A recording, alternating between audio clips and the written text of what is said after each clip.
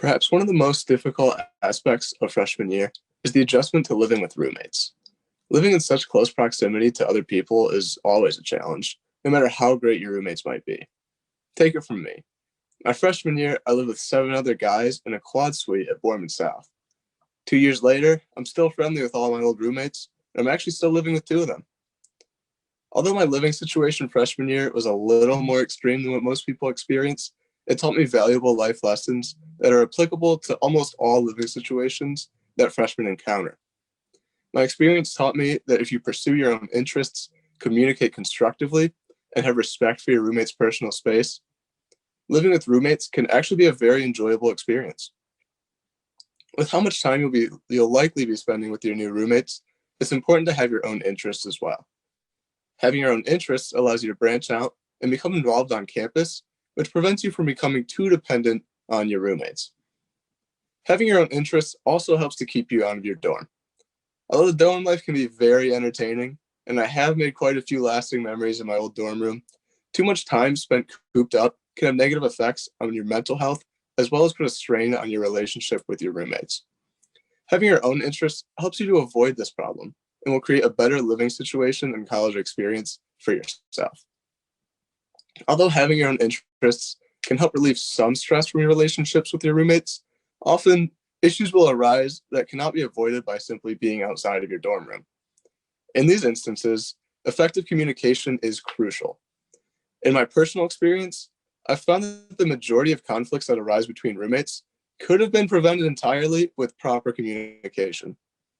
For starters, it's very beneficial to create a group chat with you and your roommates, whether that's on Snapchat, text, or some other platform. This helps to open up lines of communication with your living mates and can be a quick way to resolve small conflicts.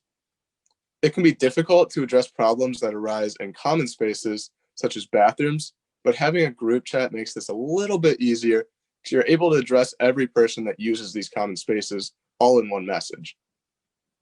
A major part of being a good communicator is voicing your concerns before they become bigger issues.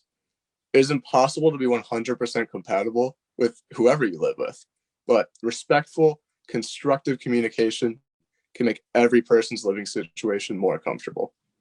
Remember that communication is a two-way street. It's important to voice your concerns, but it's equally important, if not more important, to attentively listen to the concerns your roommates bring to you. One of the most universal issues I see in dorms is a lack of respect for your suite mate's personal space. It is important to recognize that dorm rooms are quite small, which means there's going to be both a lack of privacy and a lack of personal space. Every person differs in their concept and comfort of personal space, which is why asking for permission is such a necessary skill for dorm living. As simple as it may sound, asking for permission can help to avoid many conflicts associated with personal space. Even if your roommate has let you borrow their clothes, eat their food, or use their things in the past, it's always important to ask permission anyway. Don't make the small dorm room even smaller by invading your roommate's personal space. Living with roommates is often a much more difficult task than people give it credit for. However, if you find your own interests, communicate effectively, and respect your suite mate's personal space, it can be a wonderful experience that leaves you with lasting memories and amazing friendships.